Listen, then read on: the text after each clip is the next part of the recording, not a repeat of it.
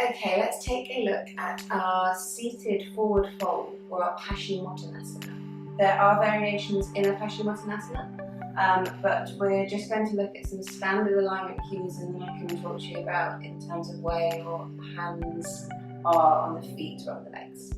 Okay, so our standard forward fold would be straight legs, big toes pulled towards you so your legs are nice and engaged, and then leading with the chest, we fold forward.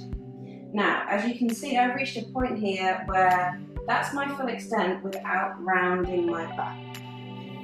If you want to round the back, then if that serves you better in that posture, then go for it. But we do want to try and look for extension in this lower back, so more of a forward fold leading with the chest. In order for me to get a deeper forward fold, I'll take a bend in the knee. So taking a bend in the knee gives a little bit of release off the backs of these legs and allows me to fold so my chest comes towards my thighs.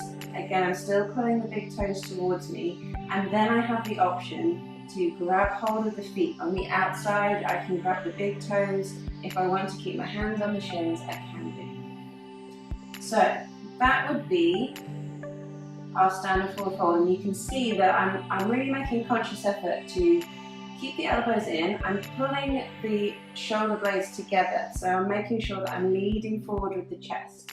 And then when I reach the extent of my forward fold, I can then drop the head.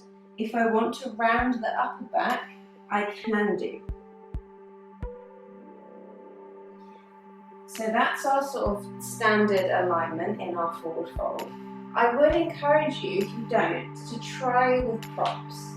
So we can grab a strap, and what a strap can do is help us get a little bit more depth in the forward fold. So by wrapping the strap nice and evenly around both feet, that gives me the ability to pull on the strap and then pull the chest forward. And I'm getting a really nice deep stretch in the hamstrings there. And if I hang out in this pose for a little bit longer, I'm going to get a really good benefit from it. So that's a really nice way to use a strap. And then the other option is to use a block. If you have one of these lower blocks, they can be pretty good. And what I'm going to do with the block is pop myself up on there. And now this block may lift at the back, absolutely fine, doesn't matter. And what that allows me to do is just sit on the edge of the block, and it allows me to get a deeper fold forward because I've got that leverage. I'm kind of raised up.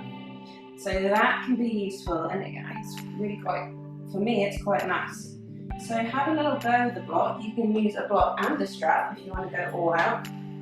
But it's worth just trying these options and seeing if they work for you. Really important to remember that with all of these poses, it's all about making them work for you and your body, and whatever works for you on that particular day, it may change. And as you progress, you'll find that maybe you don't need the block, or you don't want the block, but give them a go. That's essentially our forward fold.